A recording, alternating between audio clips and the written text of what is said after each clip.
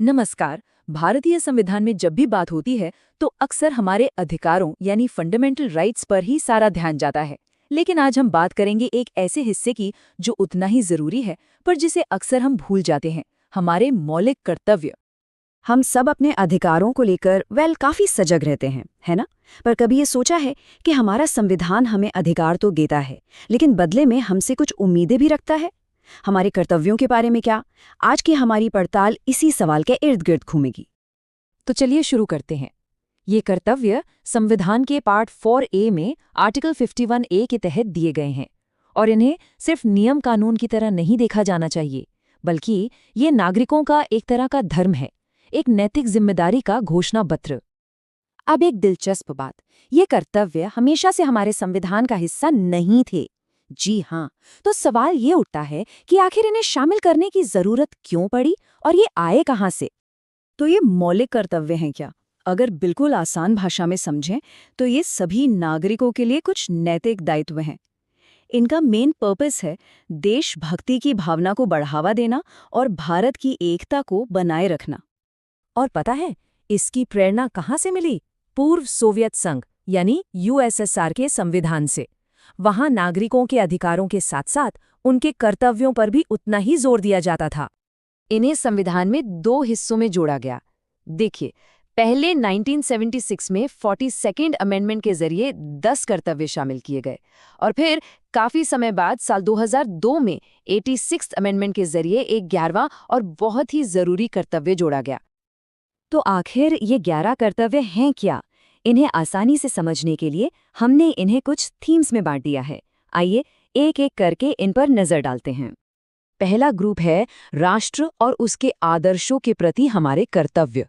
इसमें वो जिम्मेदारियां आती हैं जो सीधे सीधे देश, उसके प्रतीकों और उसकी अखंडता से जुड़ी हुई हैं। इसमें सबसे पहले तो आता है संविधान, राष्ट्रध्वज और राष्ट्रगान का सम्मान करना। फिर स्वतंत्रता संग्राम के जो ऊंचे आदर्श थे उन्हें अपने दिल में बसा कर रखना। ये हमें याद दिलाता है कि आज़ादी कितनी अनमोल है और इसी मजबूत नींव पर बाकी कर्तव्य टिके हैं, जैसे देश की संप्रभुता, एकता और अखंडता की रक्षा करना। अब आते हैं दूसरे विषय पर। ये जुड़ा है हमारे समाज और हमारी संस्कृति के प्रति कर्तव्यों से। ये एक तरह से एक बेहतर समाज बनाने का ब्लूप्रिंट है। ये कर्तव्य एक बेहतर समाज बनाने पर फोकस करते हैं, जैसे आपसी भाईचारे को बढ़ावा देना और हमारी जो मिली-जुली संस्कृति की शानदार विरासत है उसे सहेजना। इसमें एक बहुत ही यूनिक कर्तव्य भी है, वैज्ञानिक दृष्टिकोण और मानवतावाद को अपनाना।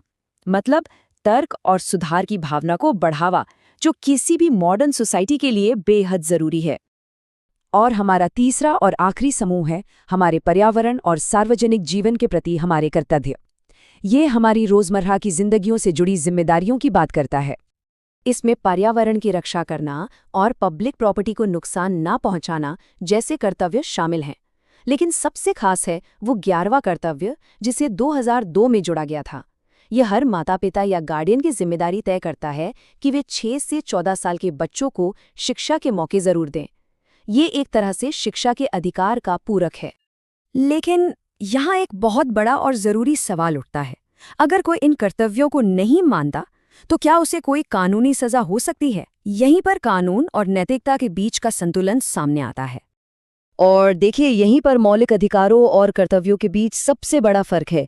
अधिकार न्यायोचित है, मतलब अगर वो छीने जाएं तो हम अदालत जा सकते हैं, लेकिन कर्तव्य सीधे तौर पर कानून द्वारा लागू नहीं कराए जा सकते।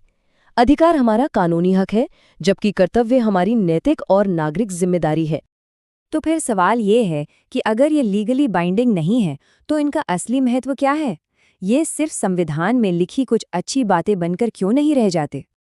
देखिए, इनका असली मकसद सजा का डर पैदा करना है ही नहीं। इनका मकसद है नागरिकों के अंदर राष्ट्र के प्रति एक गहरी जिम्मेदारी की भावना जगाना। ये हमें हर पल याद दिलाते हैं कि एक आदर्श नागरिक होने का मतलब क्या होता है। और यही पूरी बात का सार है।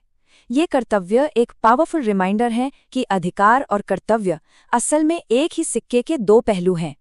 एक जिम्मेदार नागरिक सिर्फ अपने अधिकारों की बात नहीं करता, बल्कि खुशी खुशी अपने कर्तव्यों को भी निभाता है।